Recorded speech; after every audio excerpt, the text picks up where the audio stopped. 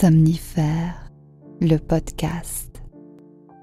Bonsoir à tous, nous sommes le lundi 14 juin et pour apaiser les tensions de ce lundi de reprise, Somnifère vous propose ce soir un conte peu connu d'Émile Zola sur l'histoire d'une fée dont la vocation est d'aider et de protéger les amoureux.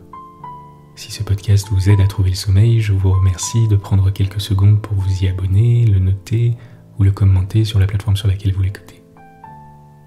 Je vous souhaite une excellente nuit et maintenant place à notre séance de relaxation. La séance de relaxation.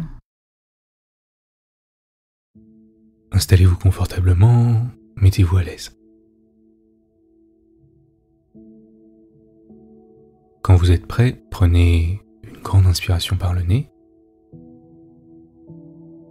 Gonflez vos poumons. Et expirez lentement par la bouche.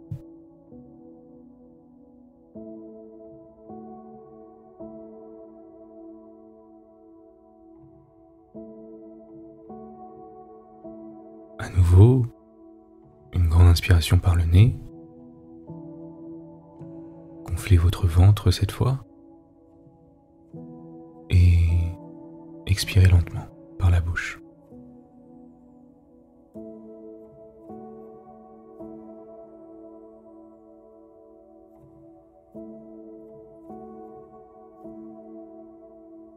Prenez un moment pour tourner votre attention sur votre corps, de la tête aux pieds, en vous assurant que chacun de vos muscles est détendu.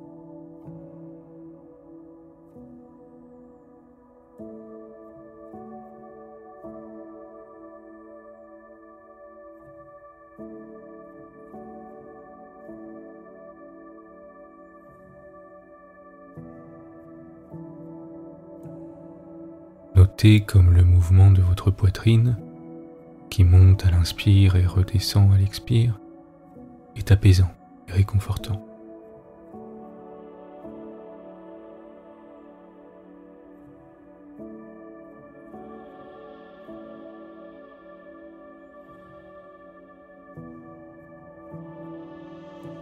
Restez immobile, calme, détendu. Portez votre attention sur les parties de votre corps que je vais citer, en prenant quelques secondes pour les relâcher complètement, une par une, à mesure que je prononce leur nom.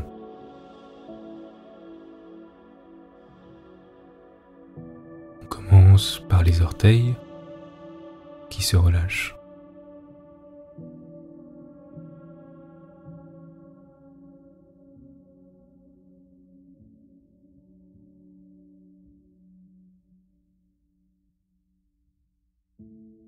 Vos chevilles.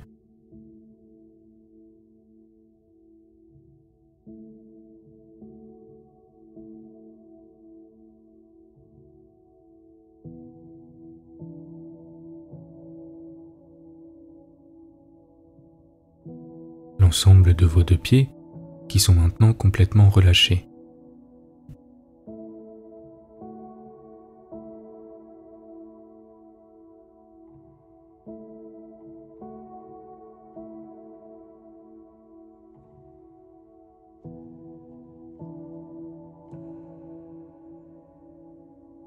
Vos mollets.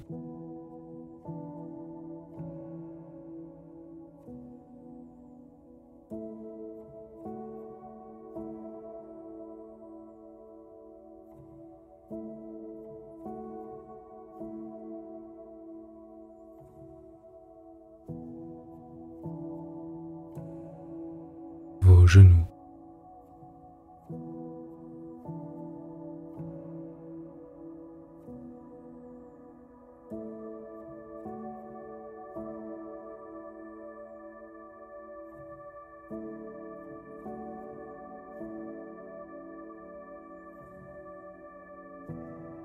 Vos cuisses.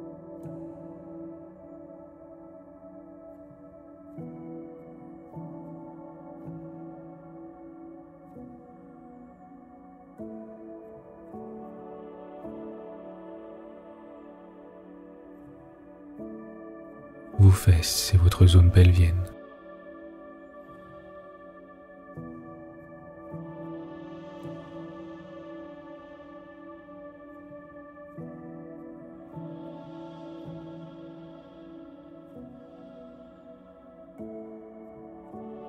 l'ensemble de vos deux jambes,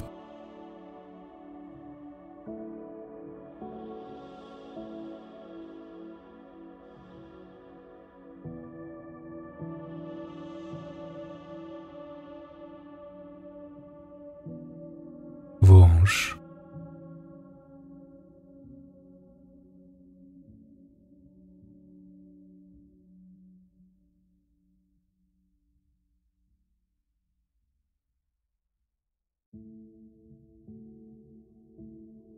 prenez quelques secondes pour porter votre attention sur le bas de votre corps qui est complètement relâché et notez comme c'est agréable.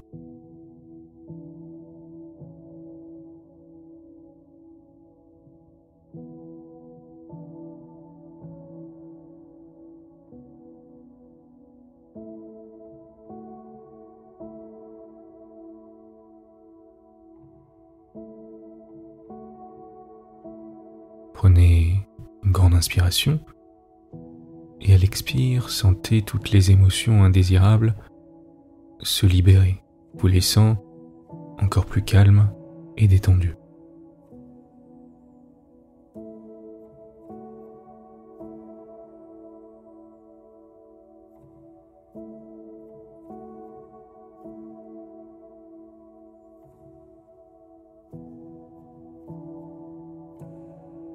Portez maintenant votre attention sur votre ventre qui se détend.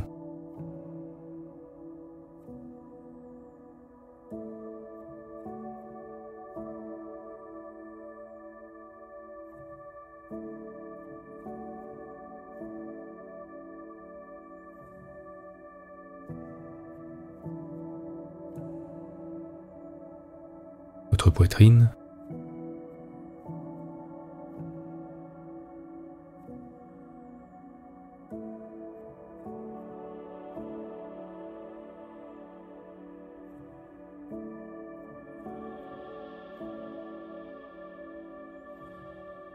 le bas de votre dos,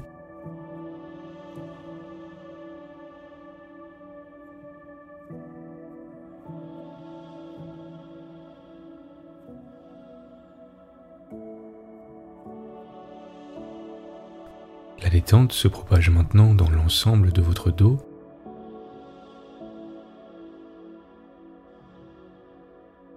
vertèbre par vertèbre,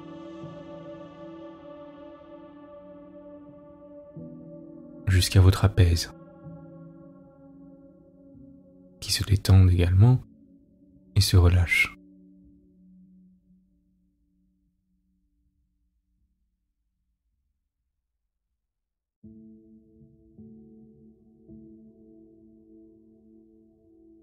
C'est maintenant le tour de vos épaules qui s'affaissent complètement et se relâchent de tout leur poids.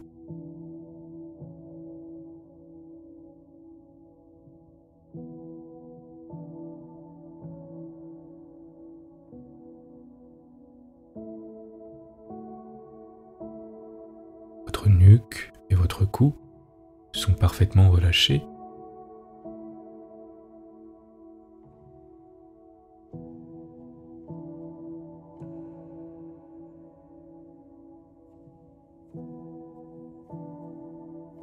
Votre tête est lourde dans l'oreiller.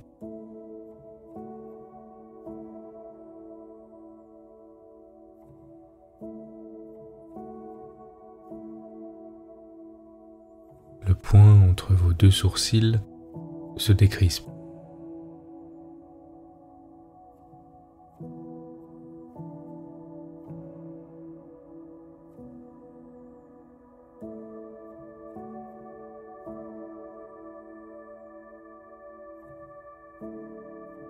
Votre mâchoire se relâche.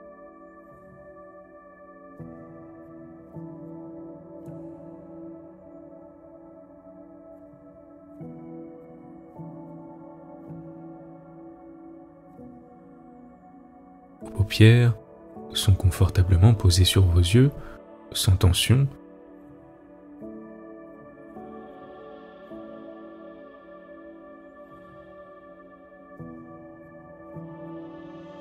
Et votre front se déplisse.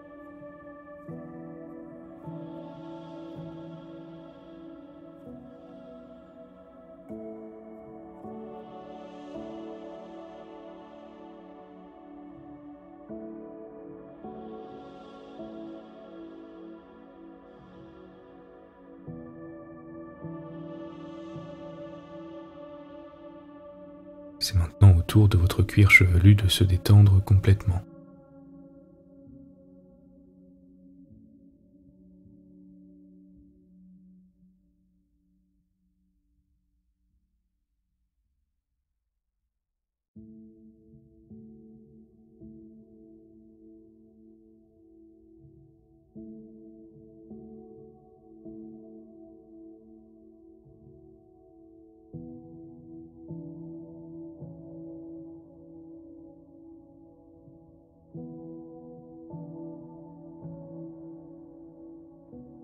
Prenez une grande inspiration par le nez.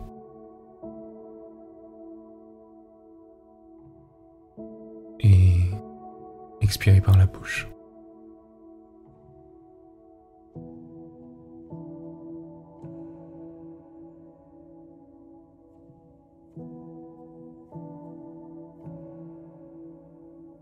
Profitez de cette détente du corps qui se transforme en détente de l'esprit et vous met dans de bonnes dispositions pour dormir profondément.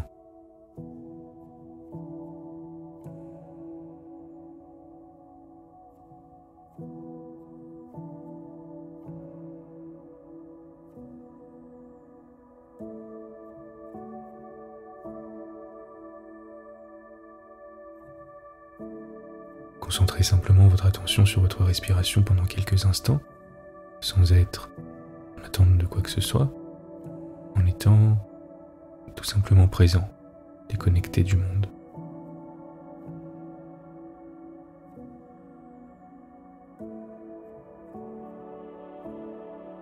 Vous êtes calme et détendu.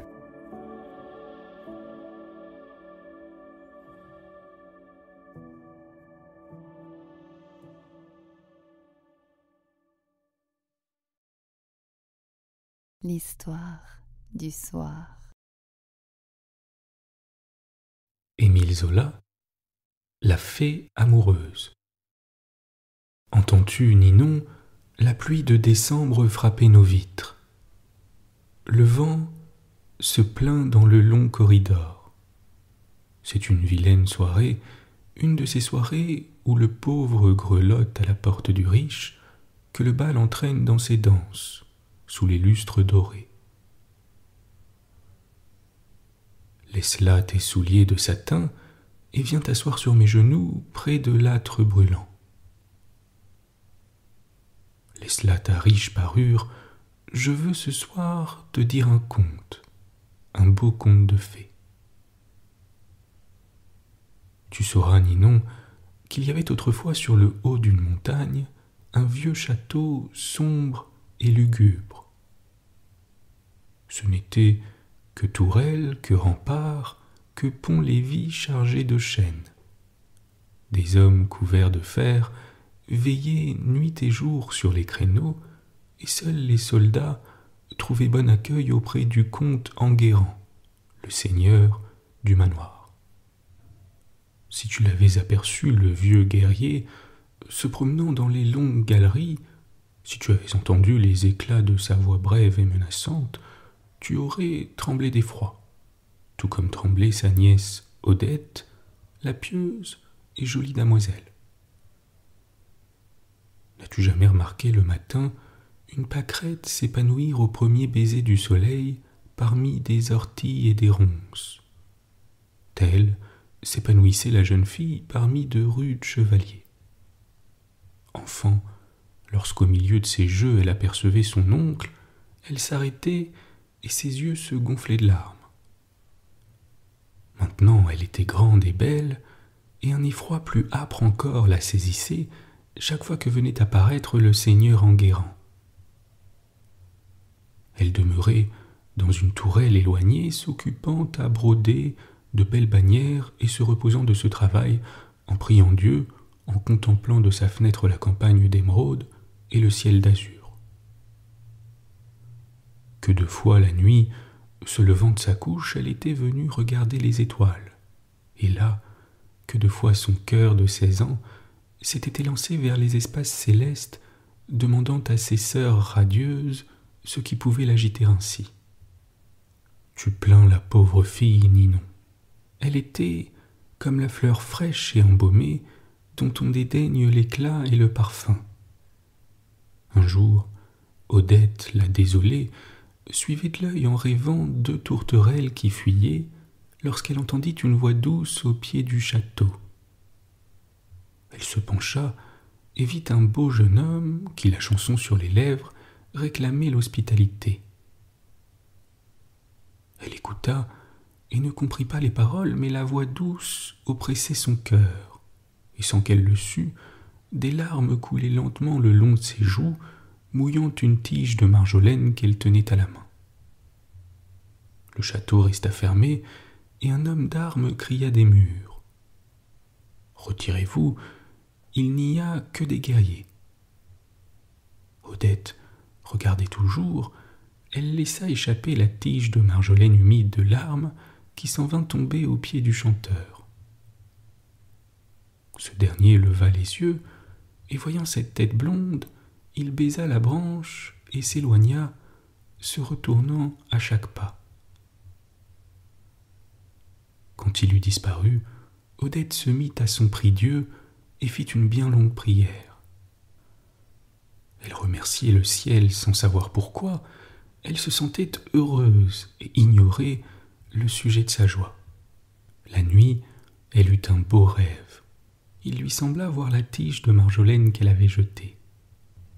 Lentement, du sein des feuilles frissonnantes, se dressa une fée, mais une fée si mignonne, avec des ailes de flamme, une couronne de myosotis et une longue robe verte, couleur de l'espérance.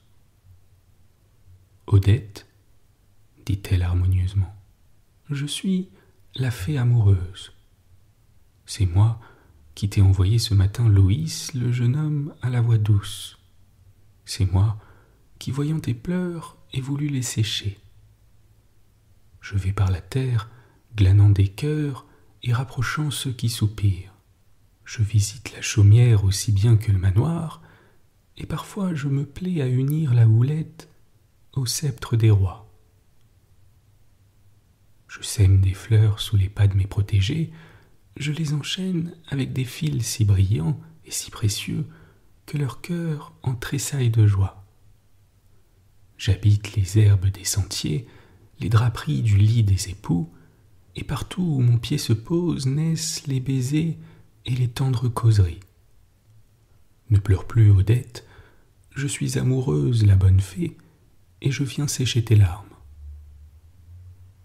Et elle rentra dans sa fleur, qui redevint bouton en repliant ses feuilles.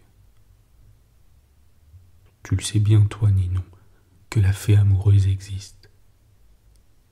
Voilà danser dans notre foyer et plein les pauvres gens qui ne croiront pas à ma belle fée. Lorsqu'Odette s'éveilla, un rayon de soleil éclairait sa chambre, un chant d'oiseaux montait du dehors, et le vent du matin caressait ses tresses blondes parfumées du premier baiser qu'il venait de donner aux fleurs. Elle se leva, joyeuse, et passa la journée à chanter, espérant en ce que lui avait dit la bonne fée. Elle regardait par instants la campagne, souriant à chaque oiseau qui passait, et sentant en elle des élans qui la faisaient bondir et frapper ses petites mains l'une contre l'autre. Le soir venu, elle descendit dans la grande salle du château. Près du comte Enguerrand se trouvait un chevalier qui écoutait les récits du vieillard. Elle prit sa quenouille, s'assit devant l'âtre où chantait le grillon, et le fuseau d'ivoire tourna rapidement entre ses doigts.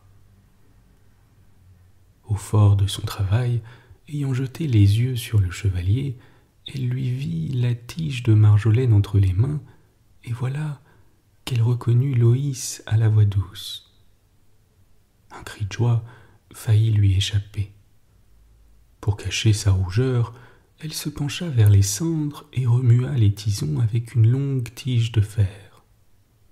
Le brasier crépita, les flammes s'effarèrent, des gerbes bruyantes jaillirent, et soudain, du milieu des étincelles, surgit amoureuse, souriante et empressée. Elle secoua de sa robe verte les parcelles embrasées qui couraient sur la soie, pareilles à des paillettes d'or. Elle s'élança dans la salle, et invisible pour le comte, vint se placer derrière les jeunes gens.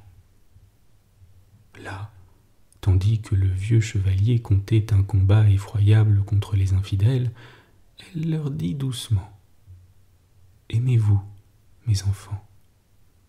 Laissez les souvenirs à l'austère vieillesse, laissez-lui les longs récits auprès des tissons ardents. Qu'au pétillement de la flamme ne se mêle que le bruit de vos baisers.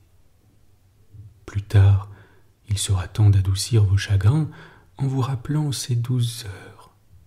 Quand on aime à 16 ans, la voix est inutile, un seul regard en dit plus qu'un grand discours. Aimez-vous, mes enfants, laissez parler la vieillesse. » Puis elle les recouvrit de ses ailes, si bien que le comte, qui était trop occupé à raconter des histoires, ne vit pas Loïs déposant son premier baiser sur le front d'Odette frissonnante. « Il faut, Ninon, que je te parle de ces belles ailes de ma fée amoureuse. Elles étaient transparentes comme verre et menues comme ailes de moucheron. Mais lorsque deux amants se trouvaient en péril d'être vus, elles grandissaient, et devenaient si obscures et si épaisses qu'elles arrêtaient les regards et étouffaient le bruit des baisers. Aussi, le vieillard continua-t-il longtemps son prodigieux récit, et longtemps Loïs caressa Odette, la blonde, à la barbe du méchant suzerain. Mon Dieu, les belles ailes que c'étaient! Les jeunes filles, m'a-t-on dit, les retrouvent parfois. Plus d'une sait ainsi se cacher aux yeux de ses grands-parents. Est-ce vrai, Ninon ? La longue histoire du conte finit cependant. La fée amoureuse disparut dans la flamme, et Loïs s'en alla, remerciant son hôte et envoyant un dernier baiser à Odette. La jeune fille dormit si heureuse cette nuit-là qu'elle rêva de montagnes de fleurs éclairées par des milliers d'astres, chacun 1000 fois plus brillant que notre soleil. Le lendemain, elle descendit au jardin et se perdit sous une allée. Elle rencontra un guerrier, le salua et allait s'éloigner lorsqu'elle lui vit dans la main la tige de Marjolaine baignée de larmes. Et voilà qu'elle reconnut encore Loïs à la voix douce qui venait de rentrer au château sous un nouveau déguisement. Il la fit asseoir sur un banc de gazon auprès d'une fontaine. Ils se regardaient tous deux ravis de se voir en plein jour. Les fauvettes chantaient et l'on sentait dans l'air que la bonne fée devait rôder par là. Je ne te dirai pas toutes les paroles qu'entendirent les vieux chênes discrets. C'était plaisir de les voir bavarder si longtemps qu'une fauvette qui se trouvait dans un buisson voisin eut le temps de se bâtir son nid. Tout à coup, les pas lourds du comte Enguerrand se firent entendre dans l'allée. Les deux pauvres amoureux tremblèrent. Mais l'eau de la fontaine chanta plus doucement, et Amoureuse sortit, riante et empressée, du flot clair de la source. Elle entoura les amants de ses ailes, puis glissa légèrement avec eux, passant à côté du comte, qui fut fort étonné d'avoir ouï des voix et de ne trouver personne. Elle berce ses protégés et va leur répétant tout bas : « Je suis celle qui protège les amours, celle qui ferme les yeux et les oreilles des gens qui n'aiment plus. Ne craignez rien, beaux amoureux. Aimez-vous sous le soleil éclatant, dans les allées, près de l'eau des fontaines, partout où vous serez. Je suis là et je veille sur vous. Dieu m'a mis ici-bas pour que les hommes, ces railleurs de toute sainteté, ne viennent jamais troubler vos pures émotions. Il m'a donné mes belles ailes et m'a dit : va, et que les jeunes cœurs se réjouissent. Aimez-vous, je suis là et je veille sur vous. Et elle allait, butinant la rosée qui était sa seule nourriture, et entraînant dans une ronde joyeuse Odette et Loïs, dont les mains se trouvaient enlacées. Tu me demanderas ce qu'elle fit des deux amants. Vraiment, mon ami, je n'ose te le dire. J'ai peur que tu te refuses à me croire, ou bien que, jalouse de leur fortune, tu ne me rendes plus mes baisers. Mais te voilà toute curieuse, méchante fille, et je vois bien qu'il me faut te contenter. Or apprends que la fée rôda ainsi jusqu'à la nuit. Lorsqu'elle voulut séparer les amants, elle les vit si chagrins, mais si chagrins de se quitter, qu'elle se mit à leur parler tout bas. Il paraît qu'elle leur disait quelque chose de bien beau, car leurs visages rayonnaient et leurs yeux grandissaient de joie. Et lorsqu'elle eut parlé et qu'ils eurent consenti, elle toucha leur front de sa baguette. Soudain, oh Ninon, quels yeux grands d'étonnement, comme tu frapperais du pied si je n'achevais pas. Soudain, Loïs et Odette furent changés en tiges de marjolaine, mais de marjolaine si belle qu'il n'y a qu'une fée pour en faire de pareilles. Elles se trouvaient placées côte à côte et si près l'une de l'autre que leurs feuilles se mêlaient. C'étaient là des fleurs merveilleuses qui devaient rester épanouies et échanger éternellement leur parfum et leur rosée. Quant au comte Enguerrand, il se consola, dit-on, en comptant chaque soir, comme quoi le géant tête de fer fut oxy par un terrible coup de Giralda, la lourde épée. Et maintenant, Ninon, lorsque nous gagnerons la campagne, nous chercherons les marjolaines enchantées pour leur demander dans quelle fleur se tient la fée amoureuse. Peut-être, mon ami, une morale se cache sous ce conte. Mais je ne te l'ai dit, nos pieds devant l'âtre, que pour te faire oublier la pluie de décembre qui bat nos vitres et t'inspirer ce soir un peu plus d'amour pour le jeune conteur. Bonne nuit. Bonne nuit.